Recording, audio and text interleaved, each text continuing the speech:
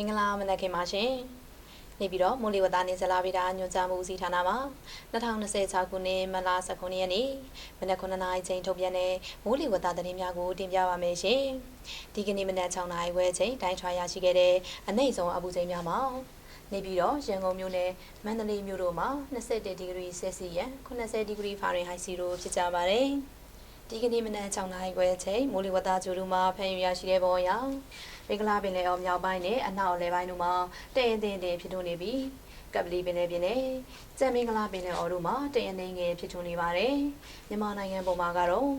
ကချင်ပြည်နယ်စကိုင်းတိုင်းဒေသကြီးအထက်ပိုင်းနဲ့ချင်းပြည်နယ်တို့မှာမိုးတိမ်တောင်များဖြစ်ထွန်းနေရရှိပြီးအဆိုပါမိုးတိမ်တောင်များရွေ့လျားရာနေရာတစ်လျှောက်မှာမိုးရွာသွန်းခြင်းနဲ့အတူလေပြင်းတိုက်ခတ်ခြင်းမိုးထစ်ချုံခြင်းမိုးကြိုးပစ်ခြင်းလျှက်စီးလက်ခြင်းနဲ့မိုးတီကျွေးခြင်းစတဲ့မိုးလေဝသဖြစ်စဉ်များဖြစ်ပေါ်နိုင်မှာသဖြင့်ကြိုတင်သတိပြုနိုင်မှာရန်အကြံပြုအပ်ပါတယ်။ကျန်တိုင်းဒေသကြီးနယ်ပြည်နယ်များမှာတိမ်နှင်းငယ်မှာတဲတင်းတင်းဖြစ်ထွန်းနေတာကိုတွေ့ရပါတယ်။မြမပင်လယ်ပြင်မှာလိုင်းနေငယ်မှာလိုင်းတဲ့ရှိပါမယ်။လိုင်းမြမကန်ယူတဲ့တခြားနဲ့ကန်လွန်ပင်လယ်ပြင်တို့မှာ၄ပေမှ6ပေခန့်ရှိနိုင်ပါတယ်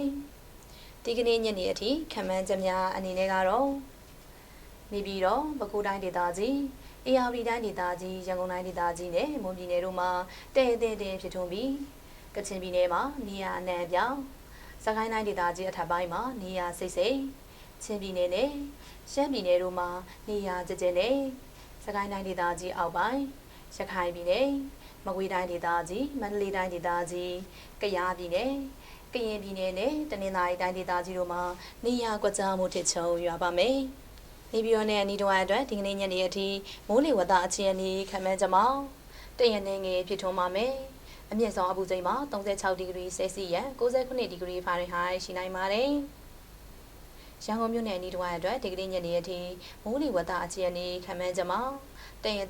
ဖြစ်ထွန်းပါမယ်။အမြင့်ဆုံးအပူချိန်မှာ36ဒီဂရီဆယ်စီယပ်69ဒီဂရီဖာရင်ဟိုက်ရှိနိုင်ပါတယ်